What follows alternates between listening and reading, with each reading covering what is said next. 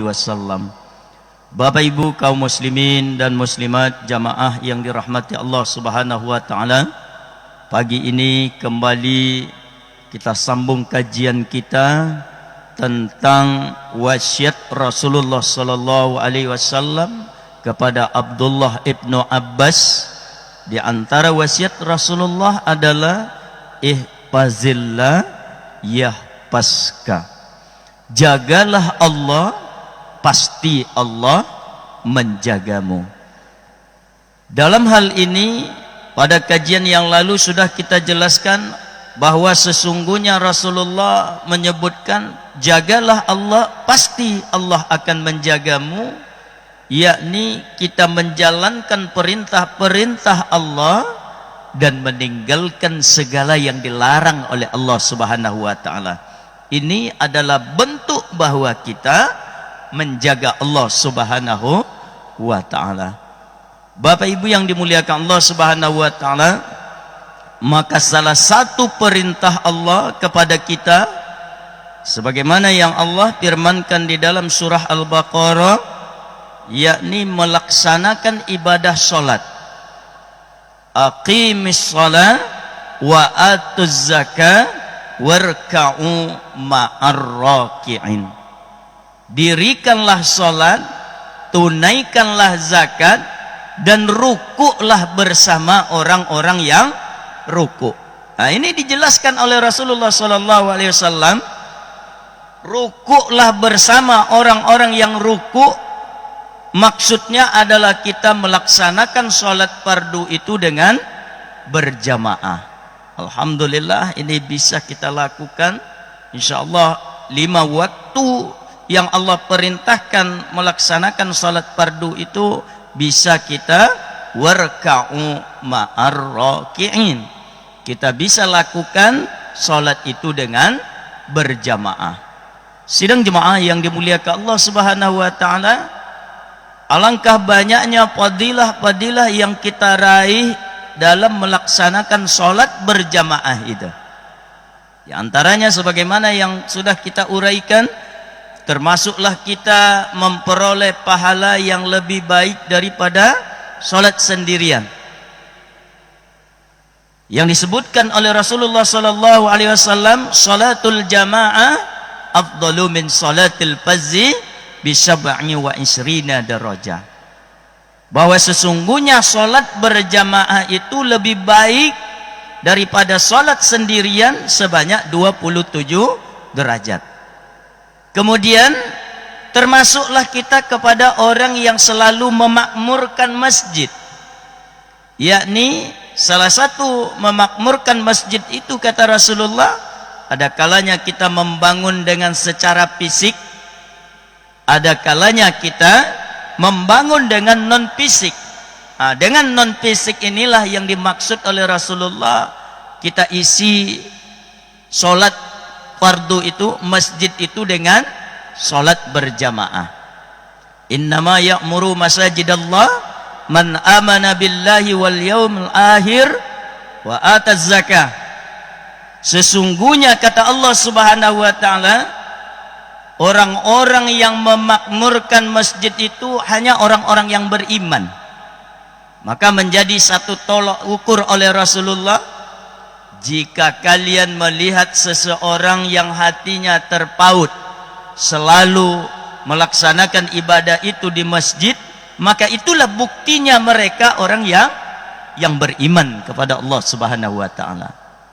Kemudian fadilah yang akan kita peroleh di dalam melaksanakan salat berjamaah itu di masjid, Rasulullah menyebutkan dalam hadisnya yang sahih, lau ta'lam min ummati, jikalah sekiranya umatku mengetahui apa yang terkandung pada sab yang pertama dan pinnida, pada seruan azan yang dikumandangkan oleh muazzin, maka seandainya itu mesti diundi untuk mendapatkannya, maka mereka pasti ikut untuk diundi.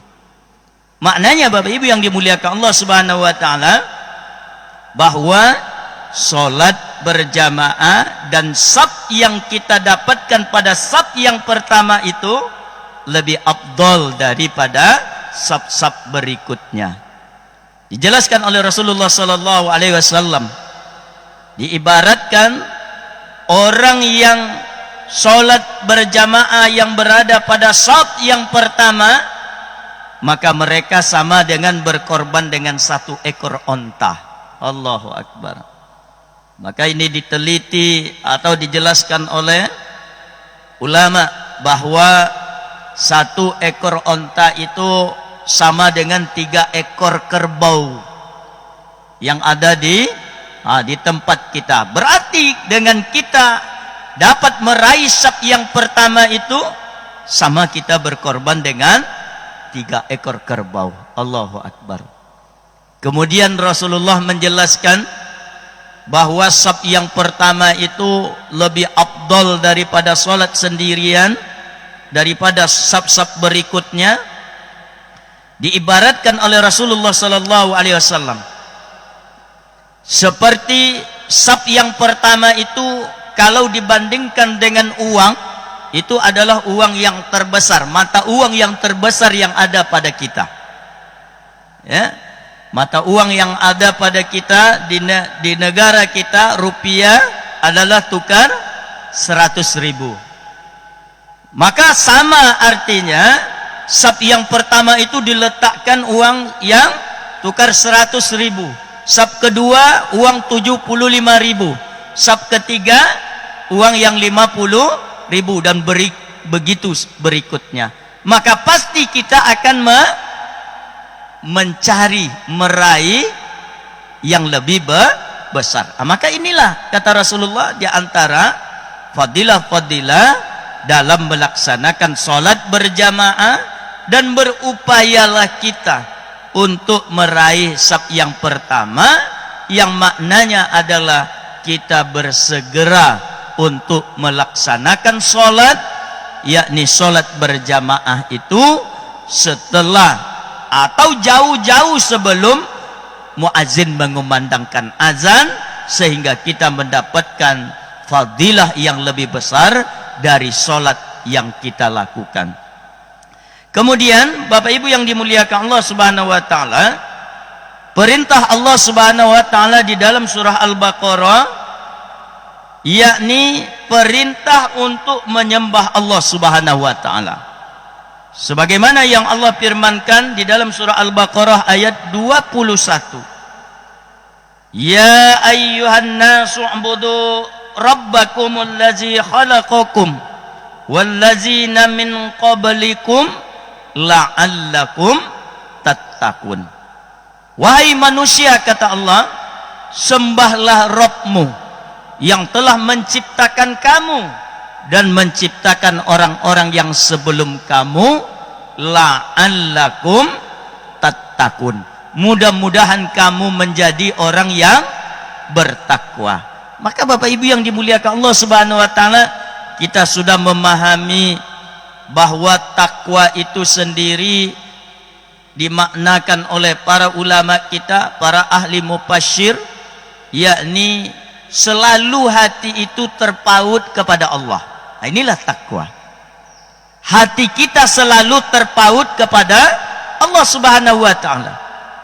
Dimanapun kita berada, dalam saat bagaimanapun kita selalu merasa diawasi oleh Allah Subhanahu wa taala. Inilah yang dijelaskan oleh para ulama kita yang dimaksud dengan bertakwa kepada Allah Subhanahu wa taala. Dan juga di dalam penafsiran yang lain, takwa adalah menjalankan segala perintah Allah dan meninggalkan segala yang dilarang oleh Allah Subhanahu wa taala. Nah, inilah kapan itu akan terwujud pada diri kita, ketika kita betul-betul hanya menyembah, beribadah itu hanya kepada Allah Subhanahu wa taala. Kita tidak mengagungkan selain Allah.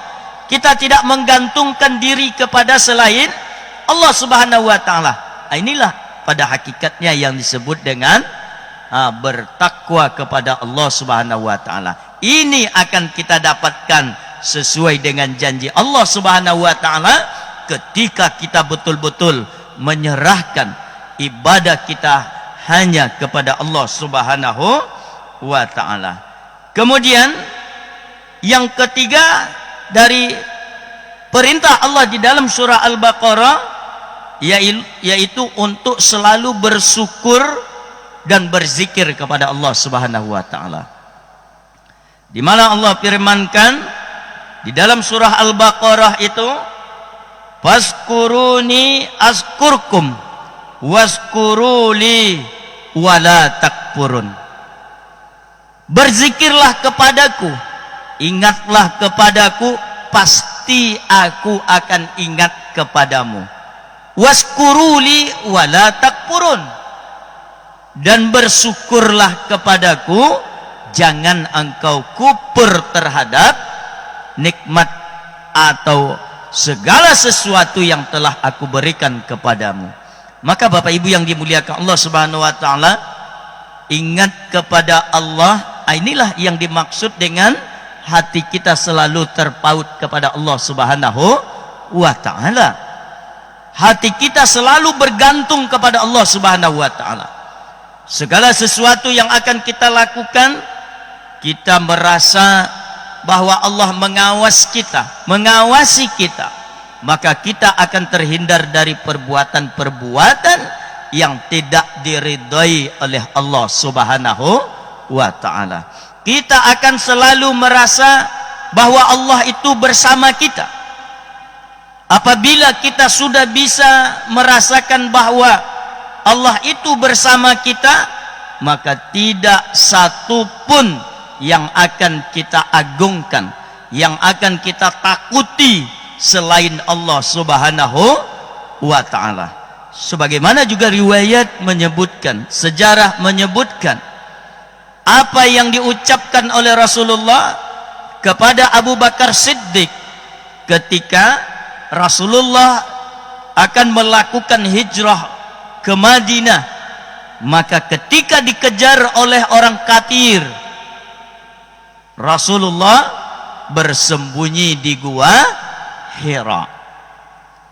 Ketika Rasulullah bersembunyi di gua Hira bersama Abu Bakar Siddiq, lalu pasukan tentara kafir Quraisy itu sudah berada di depan muncung atau di depan pintu gua itu. Lalu apa yang dirasakan oleh Abu Bakar Siddiq ketika itu? Ya Rasulullah, kita akan mati ya Rasulullah, kita akan dihabisi oleh orang-orang kafir Quraisy ini. Maka apa jawab Rasulullah? La tahafu wa la tahzanu. Jangan engkau takut dan jangan engkau gentar. Innallaha ma'ana. Sesungguhnya Allah beserta kita. Allahu Akbar.